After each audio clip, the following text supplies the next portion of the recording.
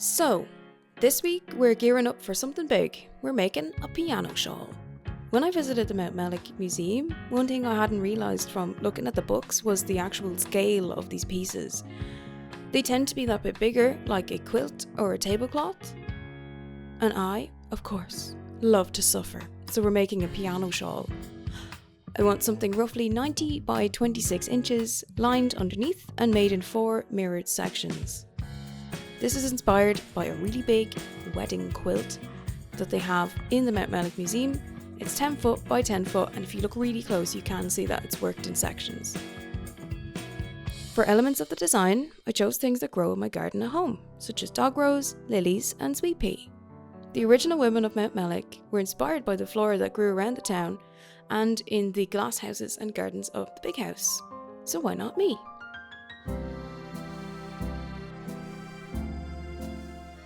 I made a vague plan of where the flowers would sit on the cloth and got to sketching. Tragically, due to the cruel treatment of these patterns you'll witness later, the dog rose didn't make it out intact. But here it is. The plan is to stitch most of it, stitch the panels together, and then ad-lib the parts over the seams to make them symmetrical. I want these 2 tendrils at the bottom to interlock as well. They're not on the pattern here because I made them up later, but that will hopefully hide the seam a bit better. This lily is largely lifted from our old pal Jane's Mountmellick Bible. If it's not broken, don't fix it, and there's nothing broken about this lily. It's gorgeous and just the right shape for a corner. Lastly, the sweet peas. I professionally Pritt-stick these papers together to get a long enough piece. They tangle up like real sweet peas tend to, and will border the designs on the edge.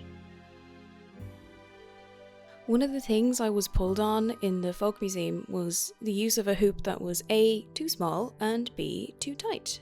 Refer to the last video for this egregious misuse of the embroidery hoop. I know I'm meant to be working on a flat, static frame, but lads, I just don't have one. Instead, I'm cutting strips of muslin and winding them carefully around my inner hoop in layers. I'm securing them by tucking the ends under and trimming. This will give me a padded hoop that will be gentler on my stitches and not squish them so much as I go.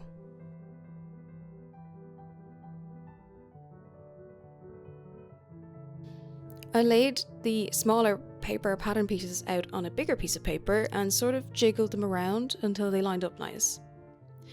I then taped them down with masking tape and traced them through a light box to get the final pattern. I then taped this piece to my fabric rather than pinning it because it just really wanted to spring up and curl up into a ball.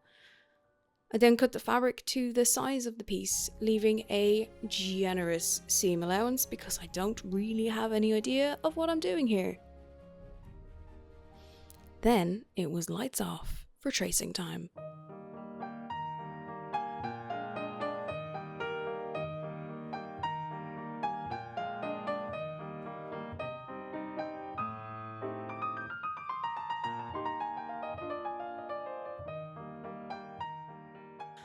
One thing I was told when making a tablecloth or vanity set or whatever was to leave room for the items that would be sitting on top of it. So for example, if you were making a mat for your desk, you'd have the flowers going around where your keyboard and mouse would be, and you'd have a blank space in the middle for them to sit on. I tried to keep this in mind during the design process, but the piano I'm thinking about has mountains of stuff on the top of it, so I'm really not sure. I've just left a load of space in the middle.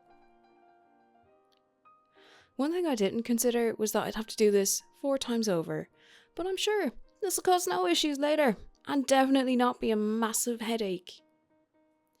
I think it'll be nice if all the sides are a bit different. It'll bring out the sort of handmade nature of the piece.